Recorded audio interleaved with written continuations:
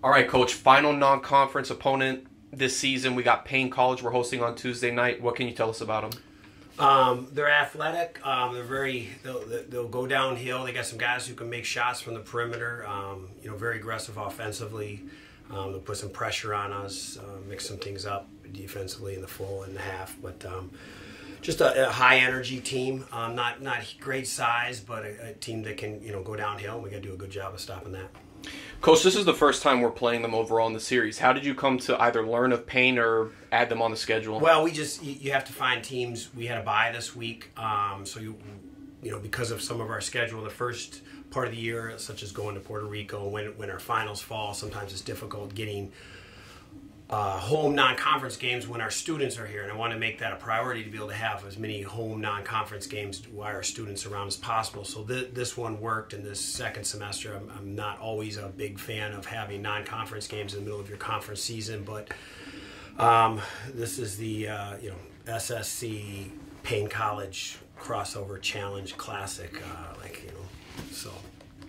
Absolutely. And one thing, even as we're looking at Payne, one thing that at least stuck out to me when I looked at this team was the way that they can make you pay off the turnovers. And this is a team that averages 17.4 points off of turnovers. Their opponents average nearly 17 turnovers. They average 9 steals a game as well. How do you counteract for a team that looks for any second chance opportunities they can get? Well, we just, you have to take care of the ball. I mean, you just got to, that's ball toughness and you see all different things. I mean, that's kind of the uniqueness of a basketball season is there's all different challenges. Every game presents a unique circumstance of challenges. So there's 2 levels of that. You have to dictate on both sides of the ball as your program.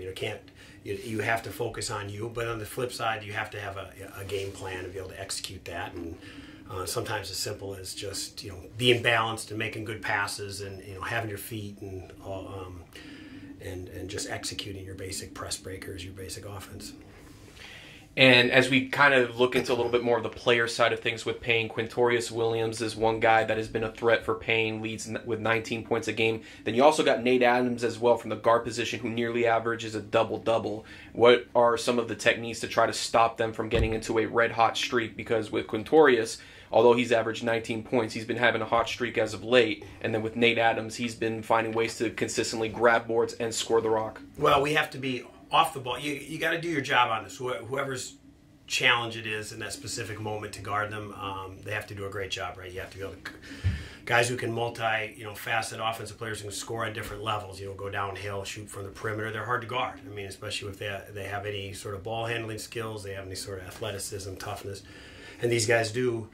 So you got to do your job there, but then it really requires a village, so to speak, and that you got to be in your gaps. Guys got to be the weak side, got to help the helpers, and then everyone's got to finish the play with the rebound. So at this stage of the year, a lot of it becomes system, technique, and communication stuff that should be built.